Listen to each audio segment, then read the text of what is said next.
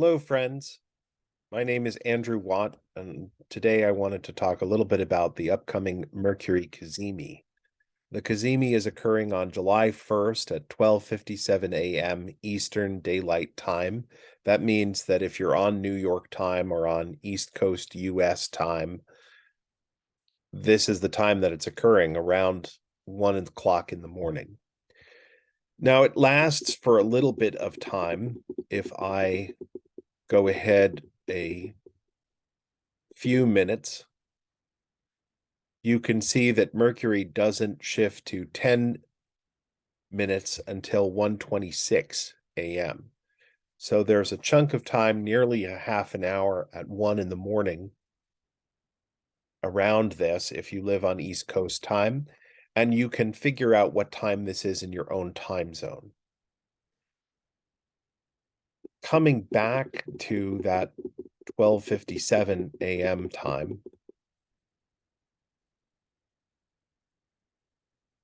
I want to point out that in some ways this is a pretty good election, and in other ways it is not. And I myself don't intend to use this for talismanic purposes, partly because I don't necessarily need this particular energy, partly because it's at 1 o'clock in the morning, my time, and partly because I don't necessarily think that everything should be turned into a talisman. However, there are some things about this that are potentially useful. The first of them is that neither of the malefics, that is to say, Saturn or Mars, is in the angles. They are not in the first, fourth, seventh, or 10th houses. That's the first thing that I want to keep in mind. The second thing that I want to keep in mind as a favorable thing is that I have Jupiter in the second house, which is, it's not the 11th house, and Jupiter is not in a sign that he rules, and he's not in his own term or his own decan. But at least I have sort of the idea of wealth in this chart. Really, though, I have to pay attention to what's happening with the Cazimi itself. And in this particular case, I have the Cazimi of the Sun and Mercury and the Imam Kali, all three of them at 9 degrees in Cancer.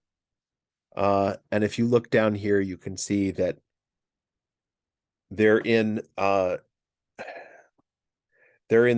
place of the moon, right? They're in the sign of the moon, they're in the decan of Venus, and they're in the term of Venus. So it's kind of the idea of loving and caring communication at home. That's what's indicated in this chart. Now, if you're a couple of hours ahead or behind, you might be able to get the Mercury Cazimi in. It won't happen in Gemini, but it'll be in the third house, and it's possible you can get it in the fifth house or in the sixth house if you need better communication at work, if you need better communication around your hobbies or around your children, you can try for that. But if you're on the East Coast, the Cazimi is taking place in the fourth house, and it's about house and family. Your communication with your spouse within the house, your significant other if they live with you, your parents above you, your children below you in the great chain of being, as expressed over time. So Chicago, Denver, San Francisco, Hawaii, you have different choices based on where this occurs in your local time. Now, here's what's not so good about this chart. One, it's happening in an angle, but it's happening in the least powerful of the angles. It's happening in the angle of the fourth house, which is sort of final resolutions of things. First house is self, seventh house is partner or significant other, 10th house is business, career, reputation. This is house and family. this is part of the reason why I'm not doing a talisman myself for this. I am leaving it up to the universe to deliver its results without paying too much attention to it. The second thing is that the ruler of uh, Cancer is the moon, and the moon is here, and the moon is in the sign next to the sign that's opposite. That's the relationship called inconjunction or aversion. And it means that the moon is out of the alignment that's necessary to provide favorable results. If she were in Scorpio or she were in Capricorn, she would actually deliver slightly better results than being in conjunction, because this is not a favorable relationship. If she were just 2 degrees further along, she would be in the middle decan of Sagittarius, and that middle decan of Sagittarius is ruled by the moon. So she'd have that capacity, right? But she doesn't get there before the key moments of the Cazimi are done, right? Here's the Cazimi. It's at 15 degrees and 25. It's sort of within the right limitation. And now the Cazimi is taking place in the second house. But it's not ideal because the relationship is still inconjunct. What are the other rulers of this Mercury Cazimi? Well, the other rulers of water signs in the style of astrology that I practice are Venus by day, Mars by night, and the moon as the cooperating ruler with both of them. Well, Venus and Mars are in the next sign over, which is to say that they are also inconjunct. So the only favorable relationship that we have is the trine to Jupiter, and Jupiter is exalted in Cancer. So Jupiter winds up being the honored guest who says, hey, I can't be there this time around, but I'd be happy to talk with you when I get there. And I'm likely to expand and build upon the house once I get there. That's not going to be for 2 years. So there are a lot of things about this Cazimi that are initially very favorable, but there's also a lot of things about this Cazimi that are not particularly favorable. Mercury is in this great association with the sun, but the sun isn't particularly dignified with being in Cancer.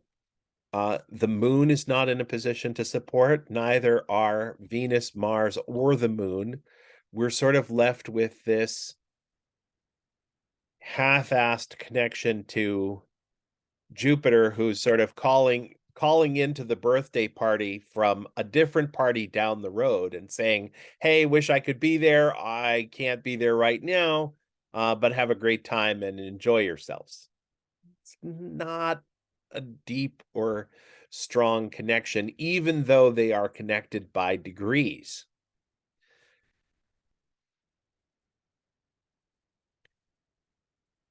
So how do we make use of this? Well, one thing that you could do is you could write a poem at 1 in the morning in praise of Mercury and the sun. You could acknowledge the relationship that you have with them, that the sun is sort of the soul purpose or the higher mind, and Mercury is the lower mind.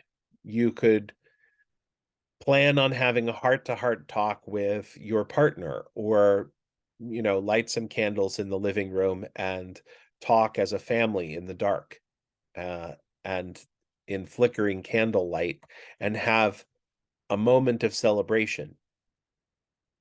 You can use the hymn for Mercury Cazimis, which is available on my website if you search for Mercury Cazimi. You have some options, but this is not a talismanic quality moment. And that's, I think, what I want to get at. It is a moment worth acknowledging and recognizing, but it's not necessarily a moment when you should be trying to call a spirit into a physical object to remain there as a permanent helper and assistant.